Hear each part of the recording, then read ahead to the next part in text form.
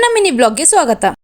ಬೆಳಗ್ಗೆದ್ದು morning drink ಕುಡ್ಕೊಂಡು ಆಚೆ ಬಂದ್ ನೋಡಿದ್ರೆ ನನ್ನ ತಂಗಿ ಮೆಣಸಿನಕಾಯಿ ಗಿಡ ನೆಡ್ತಿದ್ದೆ. ನಾನು ಬ್ರೂನೋ ಮತ್ತೆ ಚಾರ್ಲಿಗೆ ಪೆಡಿಗ್ರಿ ಕೊಟ್ಟು ಅವಳಿಗೆ ಸ್ವಲ್ಪ ಉರಿಸ್ತಿದ್ದೆ. ಅಲ್ಲೆಲ್ಲೋ ಹಿಂದ್ಗಡೆ ಚೆನ್ನಾಗಿ ಬೆಳ್ಕೊಂಡಿದ್ದು ತಂದಿ ಎಲ್ಲ ಹಾಳು ಮಾಡೋಳೆ. ಈ ಬಾರಿ ಇಲ್ಲಿ ದೊಡ್ಡ ಅಗ್ರಿಕಲ್ಚರಿಸ್ಟ್ ಇವಳು. ಅಲ್ಲೆಲ್ಲೋ ಇದ್ದೋ ಪಾಪ ತಂದ್ಬಿಟ್ಟು ಹಾಳ್ಗಿಡ್ಕುದ್ಲು. ಈಗ ಇನ್ನೇನೋ ಹಾಳ್ಗಿಡಕ್ತವಳೆ.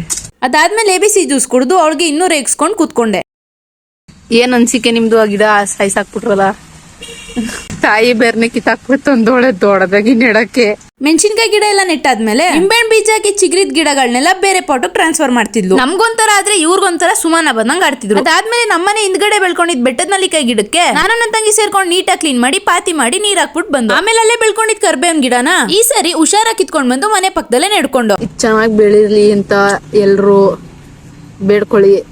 ನಮ್ಮಲ್ಲಿ ಇಷ್ಟೆಲ್ಲ ಕಷ್ಟಪಟ್ಟವಳೆ ನೋಡಿ. ನಾನಿಷ್ಟೇ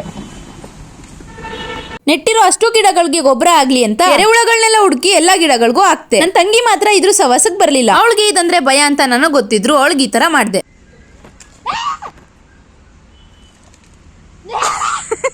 ಆಮೇಲೆ ತಿಂಡಿ ಮತ್ತೆ ಊಟ ಎರಡು ಒಟ್ಟಿಗೆ ಸೇರಿಸಿ ಶಾವ್ಗೆ ಉಪ್ಪಿಟ್ಟು ತಿಂದು ನಂಬೇಕು ಮರಿ ಆಗ್ತಾಗ್ಲಿಂದ ಚಾರ್ಲಿನ ಹತ್ರಕ್ಕೆ ಬಿಟ್ಟಿರ್ಲಿಲ್ಲ. ಕಾರಣ ಚಾರ್ಲಿ ರ್ಯಾಶ್ ಆಗಿ ಬಿಹೇವ್ ಮಾಡ್ತಿದ್ಲು. ಕೊನೆಗೂ ಶಾಂತ ರೀತಿಯಲ್ಲಿ ಅವಳ ತಂಗಿ ಮಕ್ಕಳನ್ನ ಮಾತಾಡ್ಸಿದ್ಲು. ಸಂಜೆ ಅಷ್ಟೊತ್ತಿಗೆ ನಾನು ನನ್ನ ತಂಗಿ ಸೇರ್ಕೊಂಡು ಮನೇಲೆ ಕಚೋರಿ ಮಾಡ್ಕೊಂಡು ತಿಂದು ಚೆನ್ನಾಗಿ ಬಂದಿತ್ತು. ಅದಾದ್ಮೇಲೆ ಊಟಕ್ಕೆ ಅಂತ ನಾನೇ ಚಿಕನ್ ಗ್ರೇವಿ ಮಾಡಿದ್ದೆ.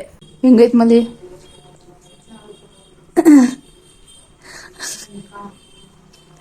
ಒಂದ್ ಇಂಪಾರ್ಟೆಂಟ್ ವಿಷಯ ಹೇಳಕ್ಕೆ ಅಂತ ಅವ್ರ ಪಾಡಿಗೆ ಅವ್ರ ಮಲ್ಗಿದವ್ರನ್ನ ಎದ್ದಿ ಕೂರಿಸ್ತೆ. ಇವರಿಬ್ರಿಗೆ ನೇಮ್ಸ್ ನ ಸಜೆಸ್ಟ್ ಮಾಡಿ ಅಂತ ಕೇಳಿದ್ಕೆ ತುಂಬಾ ಜನ ತುಂಬಾ ಹೆಸರುಗಳನ್ನ ಹೇಳಿದಿರಾ. ಅದೆಲ್ಲಾ ಕಮೆಂಟ್ಸ್ಗೂ ಥ್ಯಾಂಕ್ ಯು ಸೋ ಮಚ್. ನಿಮ್ದಪ್ಪಯ್ಯ ಅಂತೀನಿ, ದಯವಿಟ್ಟು ಹೇಳಿಕೆ ಬಿಟ್ಬಿಡಿ ಪ್ಲೀಸ್. ಮಲ್ಗಿದವ್ರನ್ನ ಎಪ್ಸಿ ಈ ಪಂಚಾಯಿತಿ ಮಾಡ್ತಿದ್ದೀನಿ ಅಂತ ಇವರಿಬ್ರು ಮನದಳದ ಮಾತಿದು. ವೈಲೆಂಟ್ ಆದ್ರ ಕಂದ ರಾಮ, ನಾವು ವೈಲೆಂಟ್ ಆದ ರಾವಣ ಕಂದ ರಾವಣ. ಅದಷ್ಟು ನೇಮ್ಸ್ ಅಲ್ಲಿ ನನ್ಗೆ ಇಷ್ಟ ಆಗಿದ್ದು ಡೋಲು ಬೋಲು. ಇವರಿಬ್ರಲ್ಲಿ ಯಾರ್ ಡೋಲು ಯಾರ್ ಬೋಲು ಅಂತ ನೀವೇ ಕಂಡಿಡಿರಿ. Thanks for watching. ಬಾಯ್.